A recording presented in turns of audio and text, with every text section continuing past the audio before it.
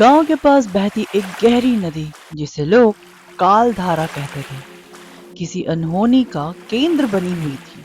कहते हैं उस नदी में एक शापित मगरमच्छ रहता था। हाँ जी, कोई शापित ना नदी थी ना इंसान। इस बार कोई शापित था तो वो था मगरमच्छ, जो इंसानों का शिकार करता था।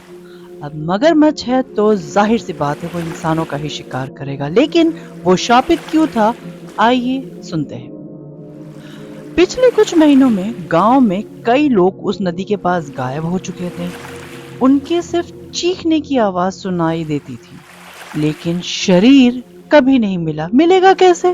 वो तो उसके पेट में है। पिछले कुछ महीनों में गांव के कई लोग उस नदी के पास गायब हो चुके थे। उनके सिर्फ चीखने की आवाजें सुनाई दी गई थी, लेकिन उनका शरीर कभी नहीं मिला।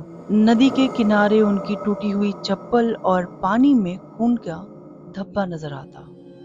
चारों तरफ गहरा सन्नाटा। गांव के बुजुर्ग बताते थे कि वो मगरमच्छ कोई साधारण नहीं है।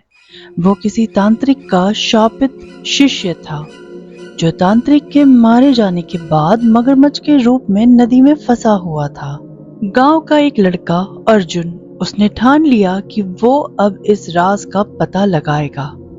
उसने अपनी नाव निकाली और नदी के उस हिस्से में जाने का फैसला किया जहां से लोग गायब हो जाते थे। धीरे धीरे अर्जुन नदी के उस गहरे हिस्से में पहुंचा। चारों तरफ सन्नाटा छा गया था। हवा भी जैसे रुक गई थी और पानी में हल्की हल्की लहरें डर पैदा कर रही थी। अचानक पानी में हलचल हुई। वो पहली झलक अर्जुन ने देखा कि एक विशाल मगरमच्छ उसकी नाव के आसपास घूम रहा था। उसकी आंखों का रंग बिल्कुल खून की तरह लाल था। उसके दांत चमक रहे थे।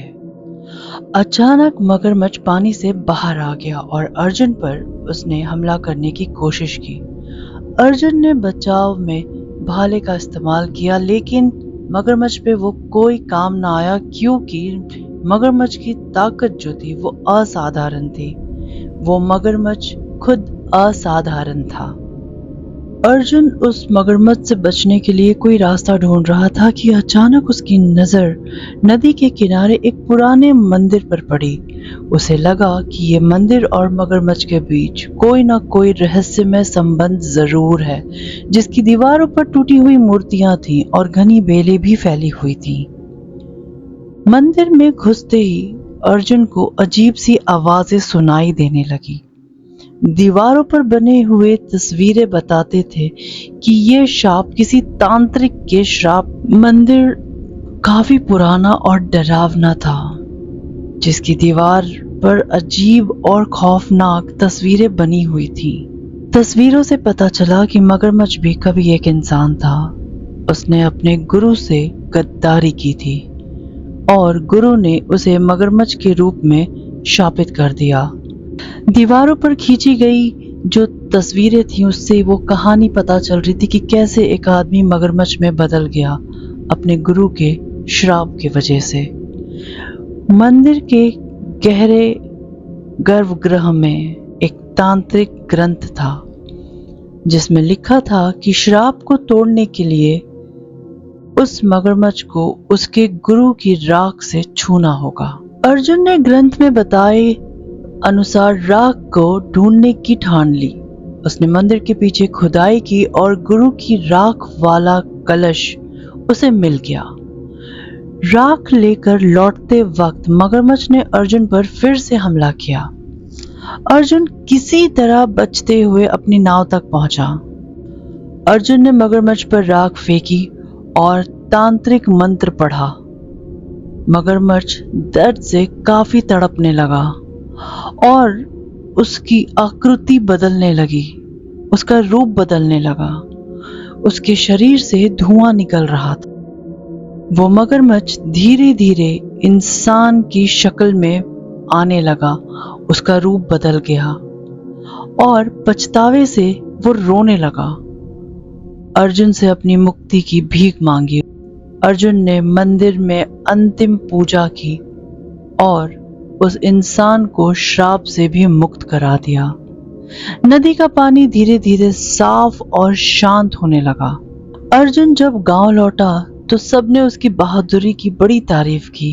अब लोग बिना डरे नदी के पास जाने लगे। वो इंसान गांव छोड़कर चला गया, लेकिन उसने वादा किया कि वो फिर कभी लालच या गद्दारी नहीं करेगा। नदी अब शापित नहीं रही, लेकिन अर्जुन को हमेशा लगता था कि उसने किसी अज्ञात शक्ति को छेड़ा है। ऐसे मगरमच्छ तो हमेशा इंसानों का, जानवरों का शिकार करता है और उसे खा ही जाता है। पानी में अक्सर सिर्फ खून ही मिलता है, क्योंकि बाकी का शरीर तो मगरमच्छ के पेट के अंदर होता है। लेकिन ये मगरमच्छ तो शापित निकला। न जाने ऐसे और कितने शापित मगरमच्छ नदी में घूमते होंगे। तो आप भी जब किसी नदी किनारे जाएं तो सतर्क रहें। न जाने कौन सा शापित मगरमच्छ वहां इंसान का शिकार करने के लिए बिल्कुल भूखा तैयार बैठा होगा। ये तो अर्जुन था जो बच गया, लेकिन सब तो अर्जुन नहीं हो सकता।